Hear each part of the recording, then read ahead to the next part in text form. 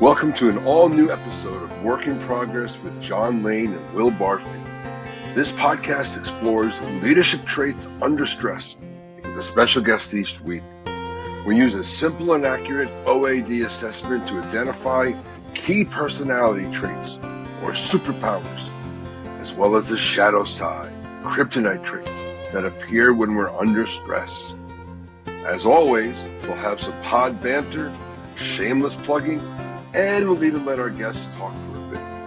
Of course, no humble brags. Welcome to the show. Hi, everybody. Welcome to episode 76. Well, 76 episodes of A Work in Progress. I am proud to say that we are not much better at this than when we started. We're still a work in progress. Our guests are great, but we're a little lacking. What do you think about that? I would say that if we had not named the show Work in Progress, that I'd feel worse about that.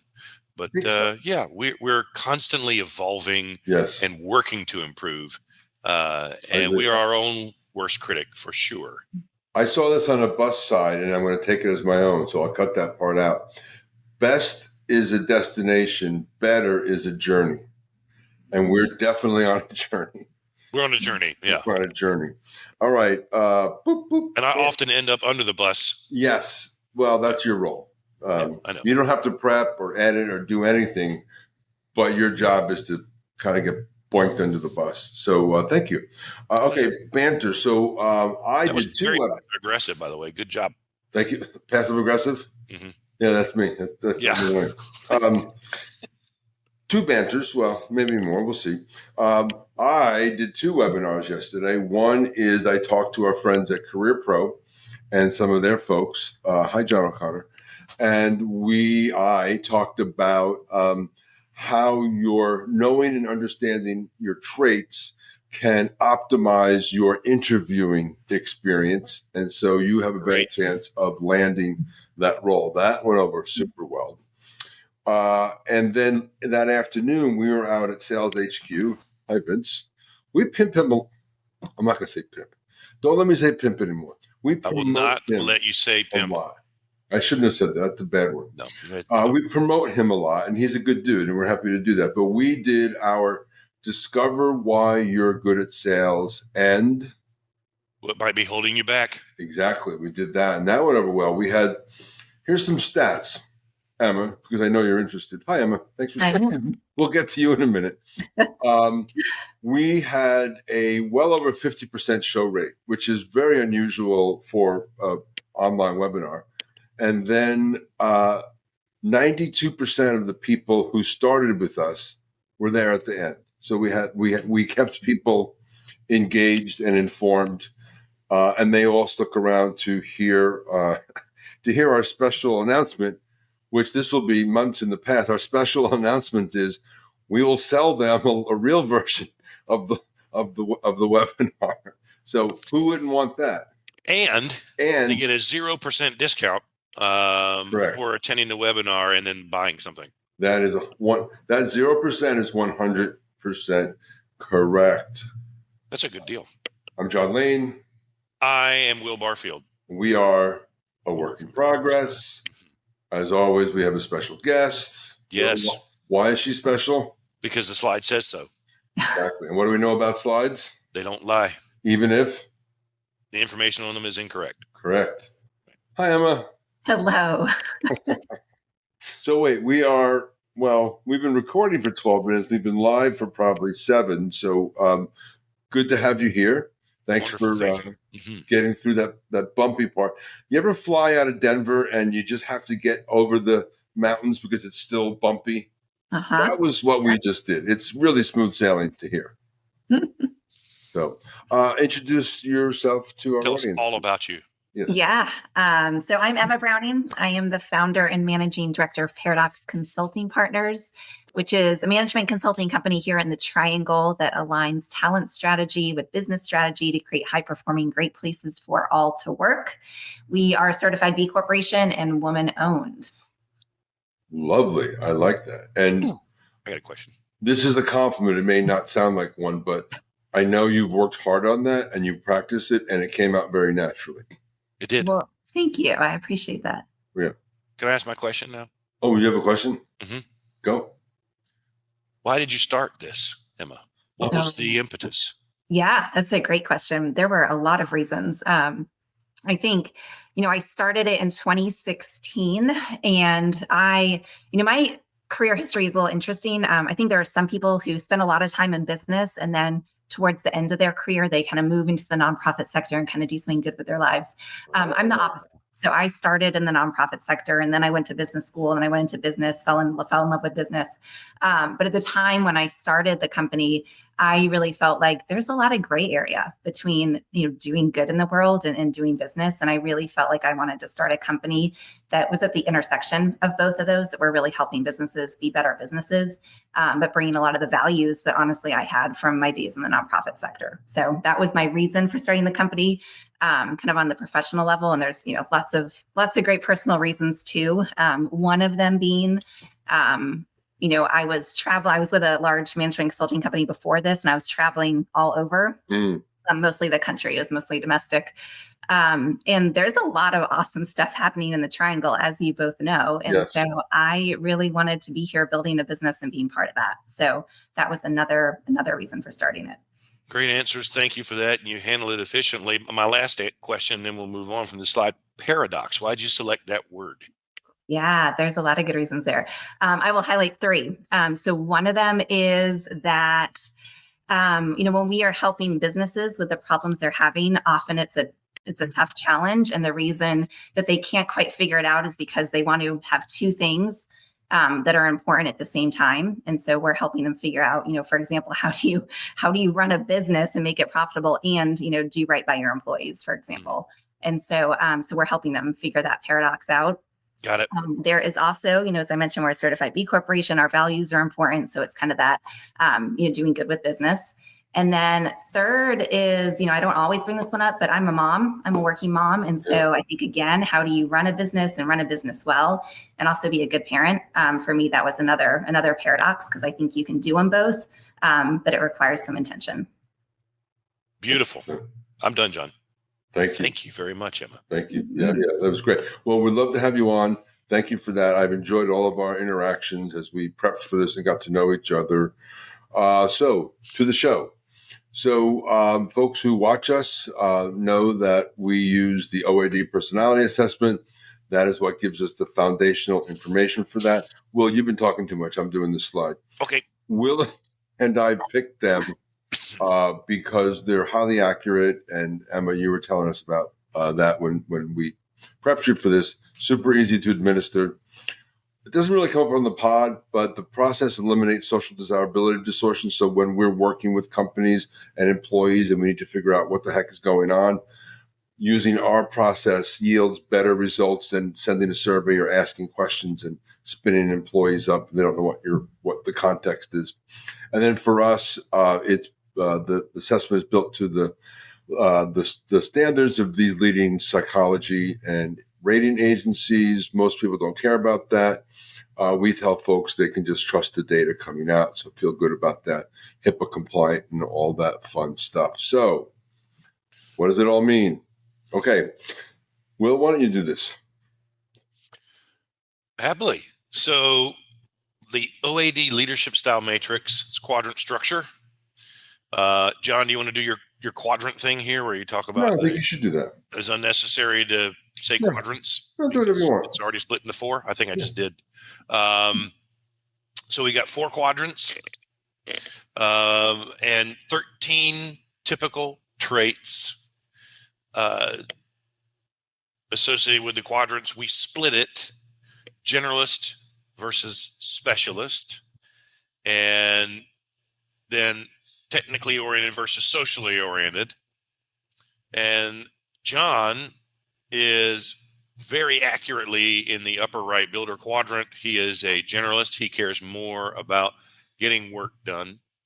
And he's very social and outgoing. So he happens to be a builder and he is a negotiator. I'm a generalist as well. So I too am more concerned about work getting done, but I'm more technical than John, as opposed to him leaning so social. I'm more assertive as a leading trait, and I'm an architect who is classified as a developer. And I believe that you also have landed in the architect quadrant, which is great news because we're the coolest. And John knows your trait that'll come in the next slide. Before we leave this slide, though, I do want to point out, I was talking about how generalists care that the work gets done. The specialists tend to really focus on how the work gets done. So those generalists tend to be, let's go. We're more outgoing. We're more risk friendly, more entrepreneurial can be. And then the specialists tend to be a little bit more slow to decide, careful, cautious, and measure several times before they cut. 100%. Well done, sir. Thank you. So Emma is an independent generalist, right? You see that here. So we already said she's in the technically oriented generalist architect quadrant. She is one of three. There's a developer, there's an entrepreneur, and there's the independent generalist. Here's how we break this down without getting into too much detail. There's four, we call these relative traits, and they're called relative traits if you're interested, even if you're interesting, because while there's a number line value to each of these, the value itself isn't as important as to where they line up with each other. So we read these right to left. Emma's number one trait is her patience, right? Wow. So yeah, she's patient, she's cool, she's calm, she's collect.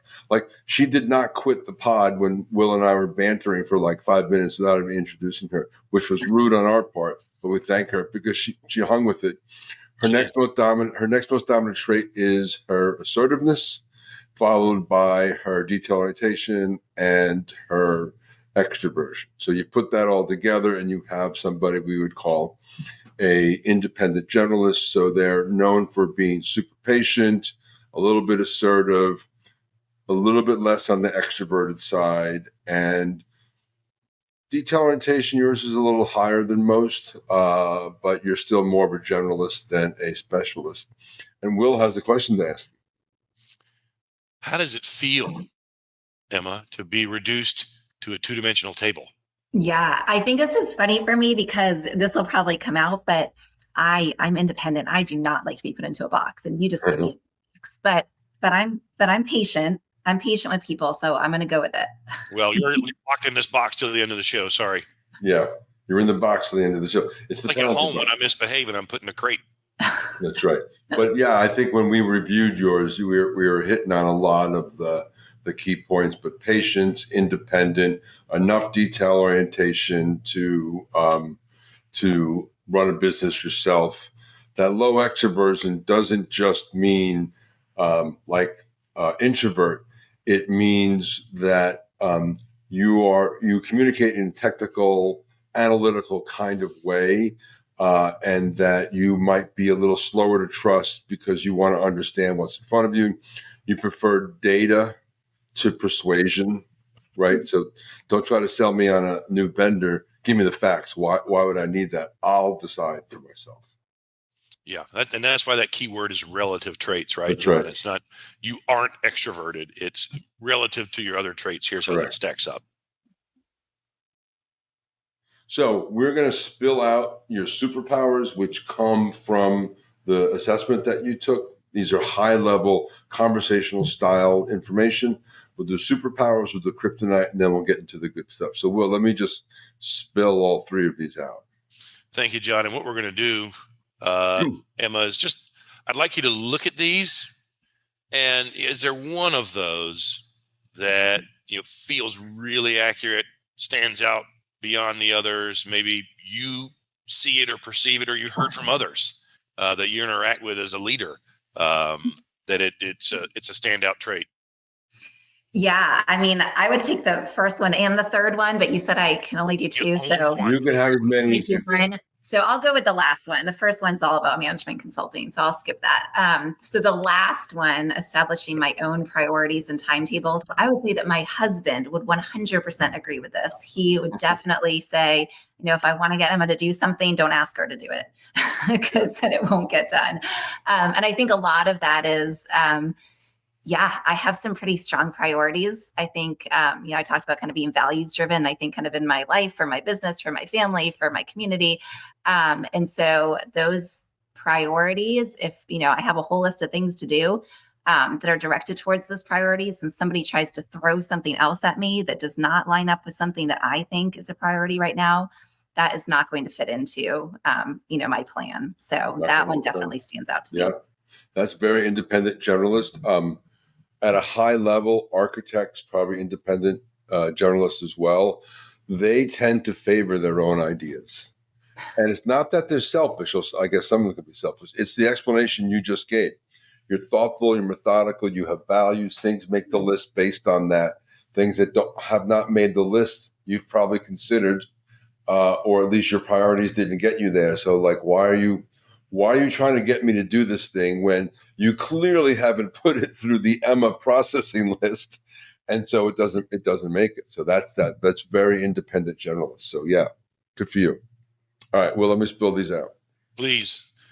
So Emma, in business and in life in general, we're going to run into stressful situations. That's what this show is about. Is how do your superpowers invert on you and become kryptonite? Your weaknesses. Is there one of these that you can think of in challenging times that really stands out or holds you back? Yeah, I'll definitely go with the first one there. And I think this is, the other side of what you were just describing, John, is that, I like to put through the process. I like to be thoughtful. I like to, have a plan. And so with that first one there, uncertain situations, I'll even say that I think the first time you invited me on here, John, I think that I kind of punted that because this is kind of an uncertain situation. Who knows what you both are going to say? So I think that first one, that's the one where I like to be thoughtful. I like to have a plan. I like to be able to, often kind of influence people or situations more behind the scenes where I can really understand kind of where they're coming from and, what's driving their perspective. And so that is not realistic. And it's some things that's not, with the best approach either. And so that's definitely the one that kind of jumps out at me. Lovely. All right, here we go. So we're going to shift more into a kind of open dialogue here, Emma, about, how you take the information that you have gathered and talked through and experienced here in your pre-show prep and then here live on the pod and apply that leadership wise. I think we can focus, primarily on the business that you own. Yeah. And, my question to you, like you said, you went from the nonprofit side of the world to, the commercial side of the world. You saw that gray area in business and an opportunity to, make an impact. There's a whole lot of gray area when you start your own company. In fact, it's really super gray. And, my challenge to you would be, can you think of the superpowers, like one thing that was the leading power that led you to have the courage to go off on your own as an entrepreneur? And then is there one thing from that kind of kryptonite side, a weakness that in that first year or two, right, when the business is still fledgling, that you can think about, like, in retrospect, like if I hadn't done this or this part of my personality got in my way and the business stumbled a bit as a result, what did you learn? What made you leap? What was that power that made you leap? And then what was that kryptonite that, made things tough for you out of the gate? Yeah, those are great questions. So I think on the first side, it's funny because the way you just described this, and many people say that like, oh gosh, it takes such courage to, start a business. But I think for my personality type, it takes more courage to not start a business because, do you want to kind of follow somebody else's rules and somebody else's ideas and kind of the box they've put you in, or do you want to have your own ideas and create something new? So I think for me, honestly, it didn't take courage. That was the easy part. That was the exciting and fun part, was starting the business. So I think that's definitely where that kind of plays in on the strength side.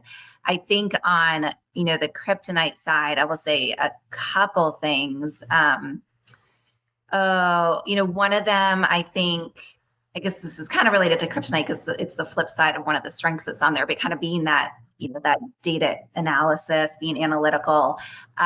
It is hard. And this relates to, I think, some of the sales training that you're doing. it is hard to describe your business in a way that to people who are not super excited about the analytical side of it. Yeah. So I think from a marketing perspective, that was tough at the beginning to really describe that. I think the generalist part too, I think that, everybody knows it's better to really niche your business, you really niche to your customer. And that's a challenge for me because I like to be more generalist. And then I think on the assertiveness side, I like to be thoughtful, which is great when I'm working with my clients. But, as we all know, when you're running a business, you don't have time to be thoughtful about everything. You've got to be more action driven, make decisions, make movement, go. And so that's something that I have learned to embrace more as I've kind of continued on the journey. Yeah, Go ahead, John. Oh, just with that high patience, like that's going to serve you super well with clients because clients don't do what you want them to do. They do what they want to do. And you've got to you can direct them, but you have to kind of roll with them, at least to some degree in a service business, right? That's the way it goes. But you're right that doesn't always, like business decisions like life don't always wait for the third analysis, right? So getting that done. Let me just weave something else in. A couple of weeks ago, I did a talk to a group called the Association of Information Technology Professionals. So you can assume that most of them, not all of them, were more on the technical side like you and Will. Mm-hmm. So the topic was to help, there's IT leaders, but it could be anyone technical, help IT leaders communicate more effectively with non-technical colleagues, right? So if I'm working with you and you have something technical to describe with me and you ask me to read the spec sheet, we're going nowhere, right? So for someone like me, you've got to give that hook. Why is this important? Why is this interesting? Why is this in your best interest?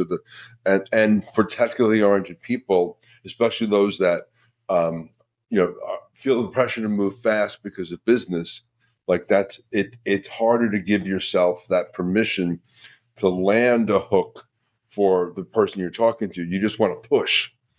And so I think you're fortunate that while you have that technically oriented communication style, you do have the patience to consider your audience at least a little bit. That's not always true. Interesting. Good points, John. Interesting that you said, for me, the greater risk was not starting a business. Yeah. You had that checklist. You did the analysis. You were like, oh, of course. Right. And that's not the case for everyone, but that's that superpower that helped you, walk that plank, so to speak. Right. And typically the hardest part for, someone who's starting a new business is figuring out product market fit. Does the market want what I have? And do I have the skills to go and find the business?